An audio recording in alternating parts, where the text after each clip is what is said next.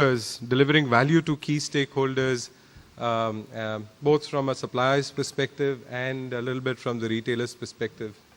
The panel before was pretty interesting. So they spoke a little bit about the creator, the destroyer, and the preserver. But the three key stakeholders that we see are all in the game of creation. It's essentially the biggest one that we see is the shopper, which in India, most of you would know is the grahani, followed by the retailer and the manufacturer or the supplier. The first key stakeholder that I'd like to talk about is the shopper. The shopper also, in Indian context, is the chief household officer. She's the CHO.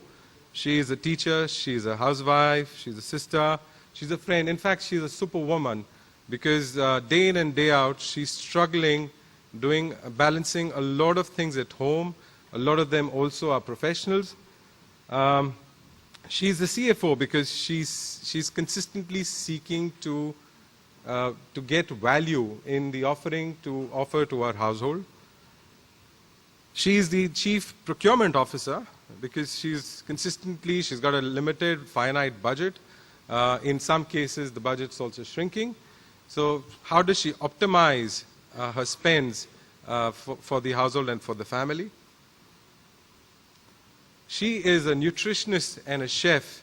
The Indian household, the housewife, is very, very concerned. Some of them admit it, but in their minds, they're pretty conscious and aware that health and wellness, well-being of the family is of prime concern.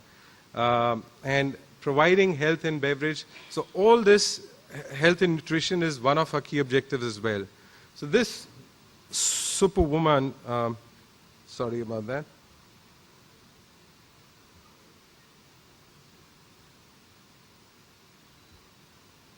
To us is the key shopper. And the entire task is how do we deliver to her expectations and make her shopping experience viable. So the entire premise is based on the fact that there are multiple categories that operate in a retail environment. In our business, we operate in the food and beverage space. There is a home and personal care category.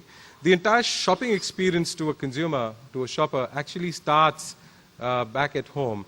As many as 60% of the shoppers actually walk into the Indian retail environment with a list. There are about 15% of them who are sure have a partial list, but not in totality. And there is a lot of impulse buying that happens. Now, while this is the overall environment in the business, there are categories such as confectionery and foods and beverages which are primarily driven on impulse. So the task of any retailer and supplier